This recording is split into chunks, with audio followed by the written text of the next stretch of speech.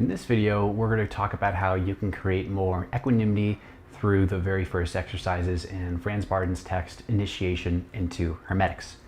The first thing you want to do when approaching this exercise is, instead of approaching it as the book presents it or as anyone instructs you in it, be sure to look under the mental vacuity of the exercise itself.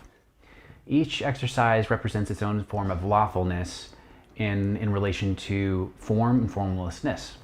Now, if you look at the form of the exercise, you can look and say that to yourself, okay, so when we're observing the rise and falling of thoughts, that's a lot like a Vipassana meditation exercise, where you're observing the rising and fallings of sensations in your body or in your thoughts.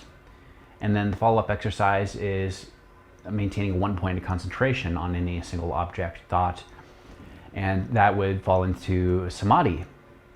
So if you look at those two different exercises of Vipassana and Samadhi, they both have different vibrational scales that you can utilize to use either one of those exercises for your ascension process or for your magical development.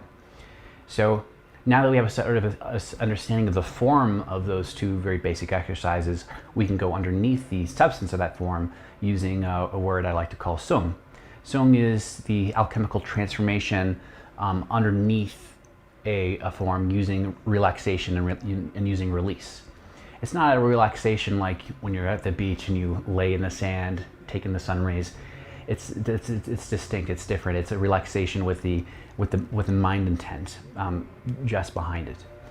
And so you do this. Say if you are wanting to go through the ascension process, you focus on nirvana, and that intent is what helps you gradually release towards that state, right?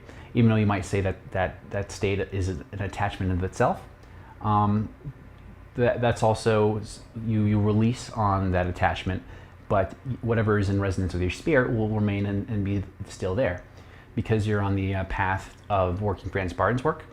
Then this is very much in resonance with your spirit, and so that's when you are releasing on the exercise itself. When you're releasing on the process, you can dissolve and you can further along this exercise at a much faster pace, because understanding what's underneath the exercise will help you distill, defabricate the rules, the principles of each set exercise.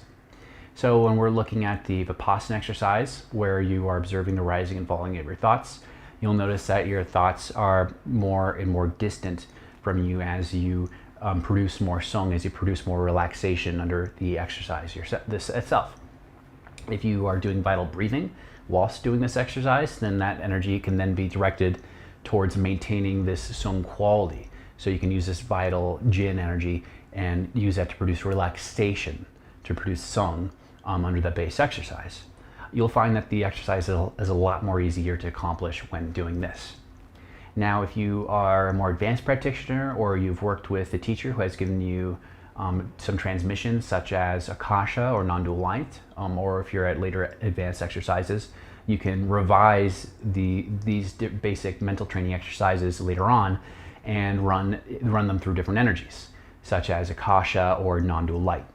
What you'll notice if you're running them through non-dual light, for example, is that even though you're producing sung and relaxing underneath the substance of the exercise themselves, the light will help emphasize different points that you can work on for your own spiritual ascension and development.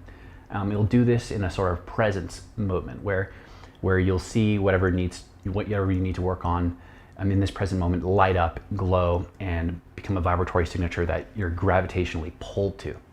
Whereas when you're working with the Akasha substance and the Akasha type of sung, and producing a relaxation through Akasha with the exercise itself and defabricating it, the Akasha will give you a timelessness aspect to it. So it's not going to be referential in the here and now. It's going to be referential in between your entire lifetime or other lifetimes, and how sequentially this exercise fits into the bigger picture, or how it's a ladder fits into your own ascension ladder or your own service ladder in this lifetime.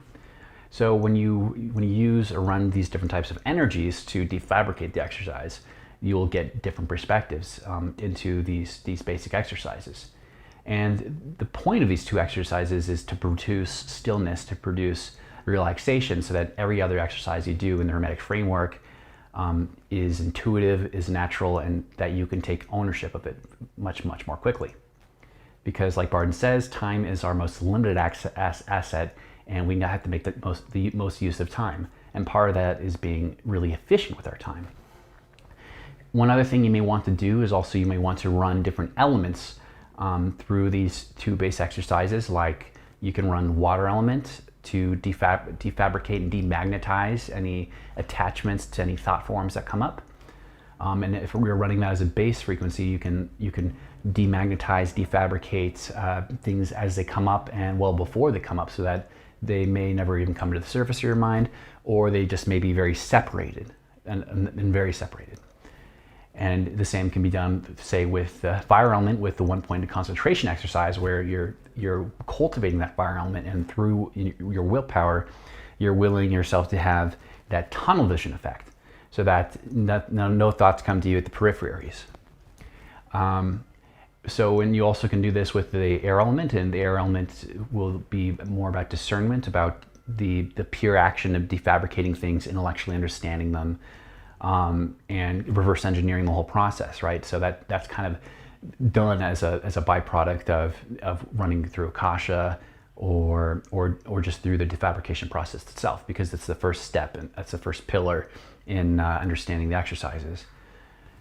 So, and lastly, you can use the earth principle to generate stillness, to generate silence in the exercise itself, since the earth element is the accumulation of water, the magnetic, fire, the pure electric, air, and those 3 together formulate the earth quality, and then that together creates an equanimity in and of itself. So if you are familiar with the 4 pillars of Solomon exercise, or any exercise that balances the 4 elements in the regions of your body, that's another way you can enter into equanimity and into stillness with the base exercises to get where you want to be going. So thank you for your time. My name is Jake, and let me know if you have any more questions, or you'd like me to make more videos on any of these types of subjects, or if there's anything I can clarify to make it more simple, easier to understand, so you can have a much easier time with the Hermetic process. Thanks for your time.